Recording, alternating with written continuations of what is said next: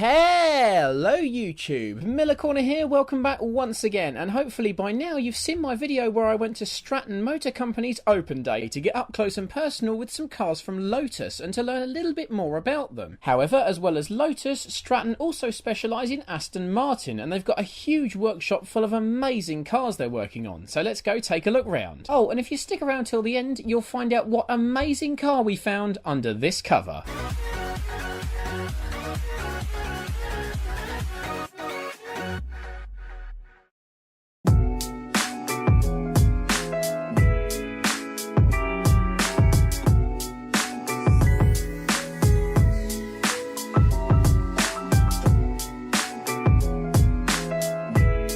So inside Stratton's workshop is a treasure trove of stuff, but we'll start with this. This is an old Morgan. I believe this to be a +8. Feel free to correct me if I'm actually wrong, which I probably am. Isn't it just fabulous? Morgan are a company, don't forget, which kind of did their most recent design in about 1947 and have just kept renewing it since. But I really like Morgans. They're not old retro, they are just old but new. And they're gorgeous and quaint and different, and they've just stuck to the same thing, and they've just updated the bare minimum that they have to by adding some really basic electrics to it.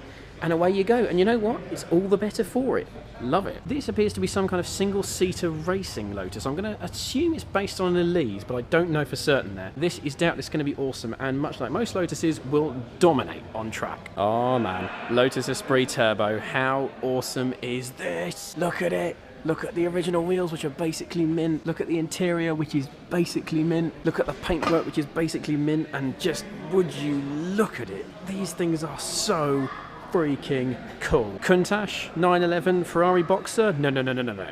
You want one of these. In correct period brown, we have not one, but two 1970s Aston Martin Vantages, which again, are amazing. Just look in the engine bay of this. This one's got bubble wrap on it just to save it, because these things are so damn special. You might remember this was in James Bond. I think Timothy Dalton had one of these. Side straight, which they keep, even on the modern Vantage, they still have that, because that's like a signature of Aston Martin. So damn cool. It's all going to break and fall apart and break down and pee oil everywhere, but my god. Even in brown, I think this is one of the few cars in the world you could get away with a brown one. And trust me, when I say if you can get away with a brown one, you can get away with it in any colour. Check this out, an Aston Martin DB6 GT replica, and oh good god, possible candidate for the most gorgeous car of all time. I mean, just look at this thing. Even covered in tape, look at it. Just look at the design of this thing. Absolute stunner. My favourite part of this, just the shape down there where it curves into the headlight. Oh, so sleek and aerodynamic and ahead of its time, and stunningly gorgeous. Love. Oh man, getting seriously excited looking at this. Jensen Interceptor. Just look at how badass this thing is. I mean, I know Dodge Charger, Ford Mustang, Camaro, all cool, all from 60s, 70s, but look at this thing. Look at the shape of the glass, look at the wheels, look at the way it kind of stubs out, look at how sinister that front end is. And tell me, especially with a name like Interceptor, how this isn't one of the absolute coolest cars ever made. I mean, badly made, unreliable, hopeless car to own today, but god, I still get excited looking at these. I'd never ever own one, but I'd look at one all day long. I've had a bit of a recent obsession with Caterhams, a real desperate desire to drive a Caterham, and this 420S could be the one for me. A mint green, really unusual but lovely colour. This one's ready to go. This is up for sale by Stratton, so you could drive away in this. Basic, simple, what you need, nothing more. Short throw gear stick, Momo steering wheel, roll bar obviously. This is pretty much the perfect Caterham. Not too fast, fast enough, epic to drive, I imagine, and this colour is stunning. I super want a Caterham, I super want to drive one, and this might well be the nicest Caterham I have ever seen. Yes, this is what you think it is, an original Aston Martin DB5. Good god, absolutely stunning, isn't it? Chrome everywhere and some of the most beautiful lines ever penned on a car. And oh look. Massive steering wheel, probably the vaguest steering you'll ever feel in your life. But it's okay, because it's not meant to be good to drive. It's a museum piece, and what a museum piece. It's just a stunner. Absolutely gorgeous. This here is the shell of an Aston Martin DB4, 5 or 6. I'm not very good at identifying which is which. I can tell you it's one of the early Aston DB cars. It's a bare shell. It's kind of metallic brown with loads of fleck in it. Gorgeous, gorgeous, gorgeous paint, even in brown. Even just as a bare shell, I can already tell you that when it's done, it's going to be a stunner. This is an Aston Martin Vantage V600, an extremely rare derivative of the 90s Vantage with a twin supercharged V8. This thing makes 600 horsepower and it cost around £250,000 in the 90s. The best bit? These things are worth around £500,000 each of these days. There were only 40 of them made, and Stratton have got 5 of them. Absolutely incredible cars. Behold the complication behind running 2 superchargers. Can you see the intakes? Can you see the intercoolers? Can you see how much belts and pulley action is going to be going on in that space, which is roughly 6 inches wide? Yeah.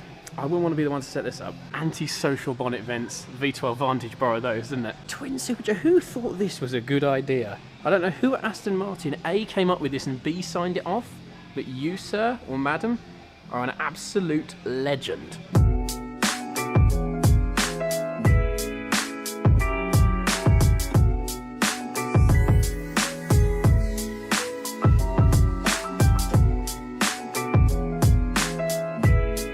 In Stratton's very nice customer parking bays, we've got this. This is not, as it might appear, an Aston Martin DB9 Volante. This is an Aston Martin Virage Volante. This is a very, very, very unusual car. There's the proof. It's a Virage Volante. Now, for those of you that don't remember the Virage, fair enough, because, you know, it was only on sale for about 18 months. Basically, this was supposed to be kind of a halfway house between the soft DB9 and the sort of more hardcore DBS, but it wasn't as soft as a DB9 or as hard as a DBS, so no one really bought one. Gorgeous car in it, later was badged as a DB9 anyway. Really, really nice, but me personally, it's still the DBS. Check out this 1970s Aston Martin Vantage in a slightly more pleasing colour than brown. This isn't my preferred shape of Vantage, but my God, just look at it. I mean, £175,000, and frankly, I'd take this over a Lamborghini Huracan any day of the week. Stunningly gorgeous, and in white, you could get your money back by renting it out as a wedding car. It's a business plan, that. Here's a Bentley Continental Flying Spur, which is like a four-door version of the Continental, basically the original Continental. About 10 or 12 years ago, this would have been about the most desirable luxury car you could have owned. I mean, look at all the leather and the space and the luxury and the nice buttons, and it's a Bentley. It's just a lovely, lovely thing to just do stupidly long trips in. Being a Bentley, you'd imagine this is going to be really, really expensive, wouldn't you? You'd think this is going to be a really, really pricey car. Have a guess, how much do you think this Bentley is for sale for? Right now, you can go and buy this exact one from Stratton. No, lower. Go lower. No, lower than that. Try lower than that. No, you're quite wrong. You can have this for less than £25,000. This amazing Bentley can be yours for less than the price of a well-spec'd Ford Mondeo. Buy it now. Actually, no, don't, because it'll drive you into the ground with repairs, but think about buying it. The now old shape Aston Martin Vantage, which is what this shape is, originally came out in 2004. So this is a 14-year-old piece of design, and tell me that it doesn't still look absolutely freaking stunning. At first glance, a perfectly anonymous looking Vauxhall Astra, but what's this?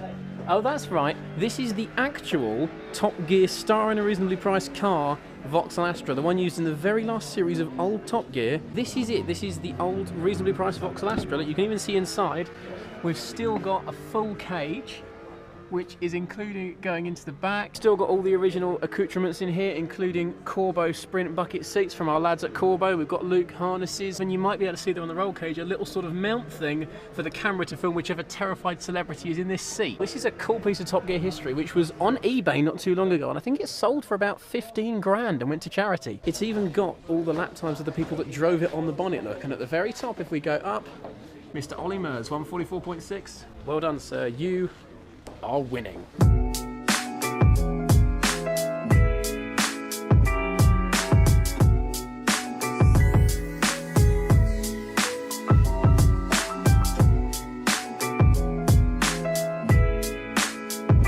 Stratton have got some phenomenal cars around, including this. This is an Aston Martin Lagonda, an extremely rare and obscure Aston from the 70s that are almost unheard of these days, and they're worth over £200,000. This Lagonda is immaculate and is just one of the jaw-dropping machines around here. I loved my time at Stratton, and I spent all day fanboying over wicked Lotuses and ogling ultra-rare, ultra-expensive classics. There is no better way to spend a Saturday. Thanks very much for watching the video, everybody. I really hope you enjoyed it. If you did, don't forget to give it a big old thumbs up, and also subscribe and hit the bell icon so that you are notified when a new Miller Corner video is released. But for now, thanks once again for watching, everybody, and have a brilliant rest of your day. See you soon, and have a good one.